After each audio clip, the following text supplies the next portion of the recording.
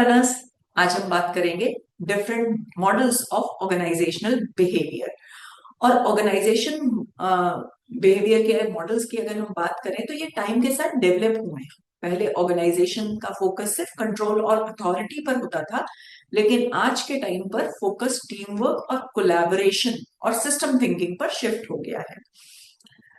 ये models management का जैसे जैसे इवोल्यूशन हुआ वैसे ही उसी सीक्वेंस में ऑर्गेनाइजेशनल बिहेवियर के मॉडल्स भी अपने आप में चेंज होते गए। मैनेजमेंट का इवोल्यूशन बेसिकली बताता है कि ऑर्गेनाइजेशंस एम्प्लॉय को कैसे ट्रीट करती थी, और ये डेवलपमेंट कैसे हुआ कि जहां पर एक तरफ था कमांड फोकस, उससे इंटरकनेक्टेड सिस्टम्स तक हम कैसे आए हैं। इनिशियली होता क्या था कि मैनेजर्स एम्प्लॉय को सिर्फ वर्कर्स या लेबरर्स की तरह ट्रीट करते थे और उसी रूप में उनको देखते थे। उनका फोकस होता था प्रोडक्शन पर और इफिशियंसी पर। एम्प्लॉयज को सिर्फ इंस्ट्रक्शन फॉलो करने होते थे। लेकिन जैसे जैसे इंडस्ट्रीज और वर्क प्लेस डेवलप हुए, मैनेजर को रियलाइज हुआ कि एम्प्लॉय सिर्फ मशीन्स नहीं है, उनके भी इमोशंस हैं, मोटिवेशन, क्रिएटिविटी, आइडियाज, ये सारी चीजें होती हैं और ये इंपॉर्टेंट होती हैं। इस वजह से अलग अलग ऑर्गेनाइजेशनल बिहेवियर मॉडल डेवलप हुए हैं। तो जब हम बात करते हैं मॉडल्स की, तो बेसिक 5 मॉडल्स हैं: autocratic model, custodial model, supportive model, collegial model और सिस्टम मॉडल। अब हम इन सारे मॉडल्स को एक एक करके डिस्कस करेंगे। तो सबसे पहले बात करते हैं कंट्रोल की, क्योंकि पहले मॉडल का फोकस ही कंट्रोल है। ऑर्गेनाइजेशन बिहेवियर के अर्लीस्ट मॉडल जो ऑटोक्रेटिक मॉडल है, उसका बेस था पावर और अथॉरिटी। मैनेजर्स के पास फुल कंट्रोल होता था और एम्प्लॉय को सिर्फ ऑर्डर्स फॉलो करने होते थे। उस टाइम पर मैनेजमेंट का थिंकिंग सिंपल था। मैनेजर डिसाइड करेगा कि एम्प्लॉयज का काम क्या होगा, उसको इंस्ट्रक्शंस कैसे दिए जाएंगे, और एम्प्लॉय का काम होता था सिर्फ इंस्ट्रक्शंस को फॉलो करना। इस मॉडल की अगर हम बात करें तो मैनेजर पावरफुल होता था, एम्प्लॉयज डिपेंडेंट होते थे और कम्युनिकेशन टॉप से बॉटम तक होता था। तो basis of model was power या बॉस इज ऑलवेज राइट, ये टर्म हम कह सकते हैं। एक एग्जांपल लेते हैं, जैसे फैक्ट्री है कोई, जहां मैनेजर है और मैनेजर का काम क्या है कि वो सिर्फ एम्प्लॉयज को बता रहा है कि काम क्या है। जैसे वो ऑर्डर कर रहा है कि ये काम आज ही कंप्लीट होना चाहिए, एम्प्लॉयज को बस काम करना है। अगर कोई सजेशन देता है तो उसको इग्नोर कर दिया जाता है। इंडस्ट्रियल रिवोल्यूशन के टाइम में फैक्ट्रीज में ये मॉडल सबसे पहले, ऐसा नहीं कि आज फॉलो नहीं होता, लेकिन इनिशियली उस टाइम पर ये मॉडल फॉलो होता था। फैक्ट्रीज में थाउजेंड्स ऑफ वर्कर्स काम करते थे, मैनेजर को प्रोडक्शन कंट्रोल करना होता था, इसलिए स्ट्रिक्ट अथॉरिटी और इस तरह के सिस्टम को यूज किया जाता था। एम्प्लॉयज को mostly fixed task, strict rules और लॉन्ग वर्किंग आवर्स फॉलो करने पड़ते थे। प्रॉब्लम क्या था इस पर्टिकुलर मॉडल का या सिस्टम का? एम्प्लॉयज डीमोटिवेटेड हो जाते थे, क्रिएटिविटी कम होती थी और जॉब सेटिस्फैक्शन बहुत लो होता था। जैसे आप सोच के देखो कि अगर एम्प्लॉय को सिर्फ इंस्ट्रक्शंस मिलते रहें और उनको आइडिया शेयर करने का कोई चांस ही नहीं मिले या उनको अपनी बात बोलने का कोई मौका ही नहीं मिले, तो क्या होगा? Obviously they will feel bored, और क्यों ही करना है ये काम, इस तरह की फीलिंग उनके मन में डेवलप हो सकती थी। आज के मॉडर्न ऑर्गेनाइजेशन में ये सिस्टम इफेक्टिव नहीं है। एम्प्लॉयज नॉलेज वर्कर्स बन चुके हैं, आइडियाज भी इंपॉर्टेंट होते हैं, लेकिन इनिशियली ऑटोक्रेटिक मॉडल फॉलो होता था और उस मॉडल का बेस ही यही होता था कि boss is always right, all the power will be with the boss only. Autocratic model का ये ऑर्गेनाइजेशनल बिहेवियर का सबसे पुराना मॉडल है। इस मॉडल का, जैसे कि बताया, बेस क्या है? पावर और अथॉरिटी।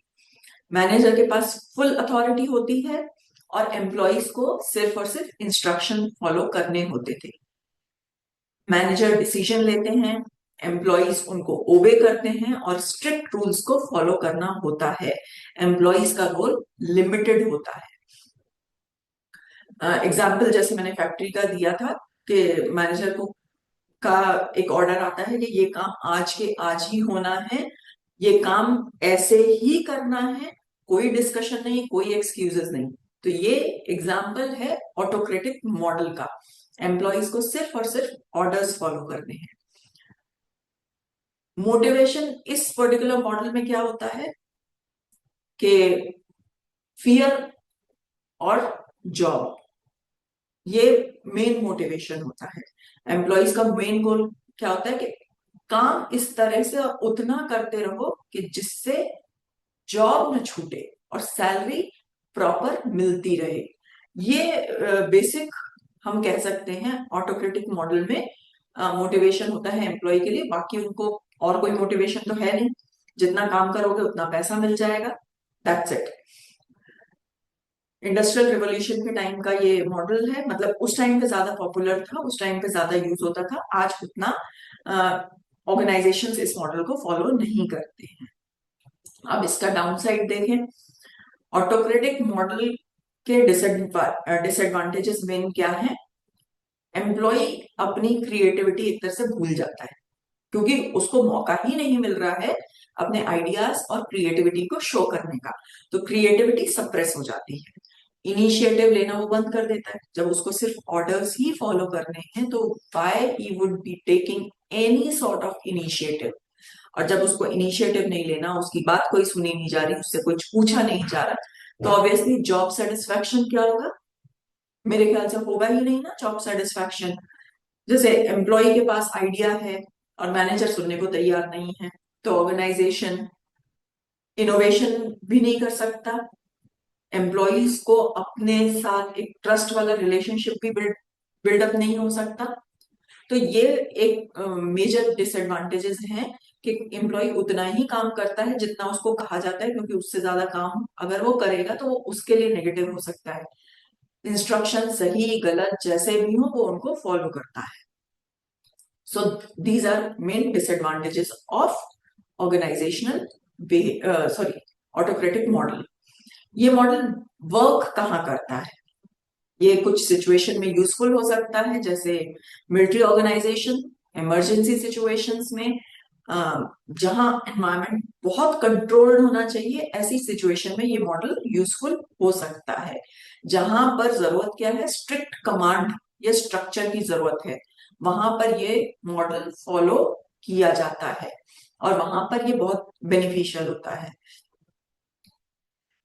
अगर ऑटोक्रेटिक मॉडल को सिंपल डिफाइन करना हो तो ये कैसे कर सकते हैं कि मैनेजर कमांड देता है और एम्प्लॉयज को उसको ओबे करना है। मॉडर्न वर्कप्लेस में ये मॉडल थोड़ा सा लिमिटेड होता है, ये फॉलो उतना नहीं होता, क्योंकि एम्प्लॉय की क्रिएटिविटी और पार्टिसिपेशन भी इम्पोर्टेंट है। नेक्स्ट मॉडल की अगर हम बात करें तो वो है जहां पर आपको इकोनॉमिक सिक्योरिटी मिलती है, ये है कस्टोडियल मॉडल। तो कस्टोडियल मॉडल ऑटोक्रेटिक मॉडल से एक स्टेप आगे है। और ये कब डेवलप हुआ? जब ऑर्गेनाइजेशन थोड़े से मेच्योर हुए, तो उन्होंने ये समझा, लोगों ने ये समझा कि केवल डर से आप काम नहीं करवा सकते, और एक बार करवा लोगे, दो बार करवा लोगे, लेकिन हमेशा आप डर के साथ काम नहीं करवा सकते। इसीलिए हमको इकोनॉमिक सिक्योरिटी देना जरूरी है। और ये कस्टोडियल मॉडल का मेन बेस ही है इकोनॉमिक सिक्योरिटी। अगर कस्टोडियल मॉडल की हम बात करें तो इसका मेन प्रिंसिपल क्या है कि हम एम्प्लॉयज को कंट्रोल नहीं करेंगे, हम उनको सिक्योरिटी प्रोवाइड करेंगे। कंपनी एम्प्लॉयज को सैलरी तो देती ही है, साथ में सिक्योरिटी के रूप में वो कुछ उनको बेनिफिट्स दे रही हैं, इंश्योरेंस प्लान, रिटायरमेंट प्लान्स, ये इस तरह के कुछ एडेड बेनिफिट्स दे रही हैं, जिससे एम्प्लॉय थोड़ा सा सिक्योर्ड फील करता है। इस पर्टिकुलर मॉडल में एम्प्लॉय का मोटिवेशन क्या है? इंसेंटिव्स जो उसको मिल रहे हैं, सिक्योरिटी जो उनको मिल रही है। प्रीवियस मॉडल में मोटिवेशन कह लीजिए या नेगेटिव मोटिवेशन कह लीजिए, वो डर था। यहां पर वो डर वाला चीज नहीं है, यहाँ पर फाइनेंशियल बेनिफिट्स जो मिल रहे हैं वो एम्प्लॉय का मोटिवेशन, तो ऑब्वियसली एम्प्लॉय सोचेंगे कि मुझे यहाँ अच्छी सैलरी मिल रही है, बेनिफिट्स भी मिल रहे हैं, इसीलिए मुझे ये जॉब मेंटेन करके रखनी चाहिए। जैसे गवर्नमेंट जॉब, ये एक बहुत अच्छा एग्जाम्पल है। गवर्नमेंट जॉब में एम्प्लॉयज को जॉब सिक्योरिटी मिलती है, पहले पेंशन का भी प्रोविजन था, कुछ अब नए उसमें चेंजेस हो गए हैं, अलग अलग तरह के अलाउंसेस मिलते हैं जो और कहीं किसी जॉब में नहीं मिलते, इसलिए एम्प्लॉयज गवर्नमेंट जॉब छोड़ते नहीं है, लॉयल एक तरह से रहते हैं और वो कंटिन्यूटी के साथ वो जॉब करते रहते हैं। तो कस्टोडियल मॉडल में एम्प्लॉयज को सिक्योरिटी और स्टेबिलिटी मिलती है और इसी वजह से एम्प्लॉय टर्नओवर कम रहता है। अब डाउन साइड या डिसएडवांटेज की बात करें तो ये जो मैंने एग्जांपल दिया, जहां पर जॉब सिक्योरिटी है गवर्नमेंट ऑर्गेनाइजेशन, वहां से ही हम एक एग्जांपल उठा सकते हैं कि एम्प्लॉयज इतना कंफर्टेबल हो जाते हैं वहां पर कि उनका मोटिवेशन सिर्फ सैलरी ही रहता है, काम करना, इनोवेशन दिखाना, क्रिएटिविटी शो करना, ये सारे मोटिवेशन तो उसके रहते ही नहीं है। उसको यह है कि ठीक है, महीने भर काम करो, सैलरी तो मिल ही जाएगी। कुछ एम्प्लॉय सिर्फ सैलरी के लिए काम करते हैं, पैशन, इनोवेशन और सारी चीजें कहीं होती ही नहीं है। इस सिचुएशन को कई बार हम कह सकते हैं गोल्डन हैंडकफ्स। गोल्डन हैंडकफ्स क्यों कहा जा रहा है? क्योंकि एम्प्लॉयज को क्या फील होता है कि वो इस कंफर्ट में एक तरह से फंस गए हैं, हालांकि वो अपनी इच्छा से फंसे हैं, but at times they feel. Next model जिसकी हम बात करने वाले हैं वो लीडरशिप और सपोर्ट को प्रमोट करता है। फर्स्ट मॉडल में फियर था, सेकंड में सिक्योरिटी थी, इस मॉडल में पेचेक्स के आगे जा रहे हैं, यहां पर सपोर्टिव एक एनवायरनमेंट क्रिएट किया जा रहा है जिससे एम्प्लॉइज इंस्पायर्ड रहे। नाम ही अपने आप में बताता है सपोर्टिव मॉडल। इस मॉडल में फोकस है लीडरशिप और सपोर्ट पर। मैनेजर एम्प्लॉइज को इंस्पायर करते हैं और उनकी ग्रोथ में सपोर्ट करते हैं। मैनेजर सिर्फ बॉस नहीं है, ऑब्वियसली वो बॉस होगा, लेकिन वो सिर्फ मैनेजर या बॉस नहीं है, वो लीडर होता है। और लीडर और मैनेजर का डिफरेंस हमको पता ही है। तो लीडर क्या करता है? एम्प्लॉय को एनकरेज करता है आइडिया शेयर करने के लिए, क्रिएटिव सॉल्यूशंस देने के लिए, टीम वर्क के लिए। तो ये सारी चीजें एक तरह से मोटिवेशन के रूप में एम्प्लॉयज के साथ में होती हैं। यहाँ पर एम्प्लॉय इंट्रिंसिक अंदर से ही मोटिवेटेड रहता है, क्योंकि उनको रिकॉग्निशन मिल रहा है, अचीवमेंट मिल रहा है, ग्रोथ मिल रहा है, अपने आइडियाज शेयर कर रहे हैं, नए क्रिएटिव सॉल्यूशंस लेके आ रहे हैं, तो बॉस उनको अप्रिशिएट भी कर रहा है। ये सारी चीजें इस मॉडल में होती हैं। जैसे एक एग्जांपल है, एक टीचर अगर क्लास में स्टूडेंट्स को एनकरेज करता है और सही जवाब देने पर या सिर्फ क्वेश्चन पूछने पर ही उनको अप्रिशिएट करता है, अच्छी तरह से उनसे डील करता है, ये नहीं कि गलत सवाल पूछा तो डांट दिया, अगर सवाल पूछा भले ही गलत पूछा तो उसको टीचर अपने जवाब से संतुष्ट करता है। तो ऐसे टीचर के क्लास में स्टूडेंट मोटिवेटेड फील करते हैं कि हम क्वेश्चंस पूछें, अच्छे से परफॉर्म करें, क्योंकि टीचर उन सारी चीजों को रेसिप्रोकेट कर रहे हैं। एडवांटेज क्या है इस पर्टिकुलर सपोर्टिव मॉडल के? कि एम्प्लॉय का सेटिस्फैक्शन इंक्रीज होता है, प्रोडक्टिविटी अच्छी रहती है, और क्योंकि आइडिया शेयर कर रहे हैं वो लोग, तो innovation, creative solution, problem solving, ये सारी चीजें इस पर्टिकुलर ऑर्गेनाइजेशन में जहां पर मैनेजर एक लीडर की तरह लोगों को सपोर्ट कर रहा है, वहां ज्यादा होता है। नेक्स्ट मॉडल जो मूव करता है लीडर से, वो लोगों को पार्टनरशिप या एक टीम के रूप में लेके आता है। यहाँ कल्चर इंपॉर्टेंट होता है। कॉलेजियल मॉडल इस तरह के ऑर्गेनाइजेशन डेवलप करता है, मतलब जिस ऑर्गेनाइजेशन में ये मॉडल फॉलो होता है वहां पर लोग ऐसे काम करते हैं जैसे ये उनकी खुद की ही ऑर्गेनाइजेशन में है और ये उस ऑर्गेनाइजेशन की तरफ रिस्पॉन्सिबल है, ओनर ऑफ ऑर्गेनाइजेशन एक तरह से वो अपने आप को मानते हैं। तो कॉलेजियल मॉडल में बेसिक फोकस होता है टीम वर्क पर और पार्टनरशिप पर। मतलब आप सिर्फ एम्प्लॉय नहीं हो, आप हमारे ऑर्गेनाइजेशन के एक इम्पोर्टेंट पार्ट हो, आपको एक पार्टनर की तरह काम करना है। अगर ऑर्गेनाइजेशन डेवलप होगी तो आप भी साथ में डेवलप होगे। तो ये एक आइडिया सर्कुलेट किया जाता है एम्प्लॉयज के बीच में। इस मॉडल में एम्प्लॉय और मैनेजर्स बॉस और सबऑर्डिनेट नहीं है, यहाँ वो पार्टनर्स की तरह काम करते हैं। मेन फोकस क्या होता है? टीम वर्क, एक दूसरे का रिस्पेक्ट करना, रिस्पॉन्सिबिलिटीज शेयर करना। तो मैनेजर यहाँ पर कोच का रोल प्ले करते हैं, न कि बॉस का। जैसे स्टार्टअप्स में जनरली होता है, वहां पर कोलिजियल मॉडल ही होता है, क्योंकि सब आपस में बैठ के चीजों को डिस्कस करते हैं। बेनिफिट्स इसमें क्या मिलते हैं? एम्प्लॉय ये फील करते हैं कि वो ऑर्गेनाइजेशन का इम्पोर्टेंट पार्ट है और उनकी ओपिनियन भी इम्पोर्टेंट है, और यही उनका मोटिवेशन और कमिटमेंट दोनों इंक्रीज करता है। अब यहाँ पर कल्चरल प्रीरिक्विजिट्स इंपॉर्टेंट है। मतलब यहाँ पर ओपननेस, एक दूसरे के ऊपर ट्रस्ट, ये चीजें ज्यादा जरूरी होती हैं। और जब इस तरह का मॉडल फॉलो किया जाता है तो ये अपने आप से ये एक कल्चर ऑफ ट्रस्ट डेवलप हो जाता है, जहां पर हर अच्छी चीज सबकी है, और अगर कहीं कुछ कमी रह गई है वो भी किसी एक की गलती नहीं है, वो सब मिलकर सुलझाएंगे। ऐसा एक आइडिया उनका रहता है। देन जो प्रेजेंट कंडीशन में फॉलो हो रहा है, इंटीग्रेटेड और सिस्टम अप्रोच। इंटीग्रेटेड सिस्टम की अगर बात की जाए तो ये इम्प्रूव्ड वर्जन है कोलिजियल का, सपोर्टिव का, इनका इम्प्रूव वर्जन है। यहाँ पर ऑर्गेनाइजेशन को एक स्ट्रक्चर ऑफ लाइंस हायरार्की नहीं माना जाता, बल्कि माना जाता है कि एक लिविंग स्ट्रक्चर है जो समय के साथ अपने आप को अडेप्ट करता रहे तो चलता रहेगा, अदरवाइज इसमें प्रॉब्लम आ जाएगी। और ये कहलाता है सिस्टम मॉडल।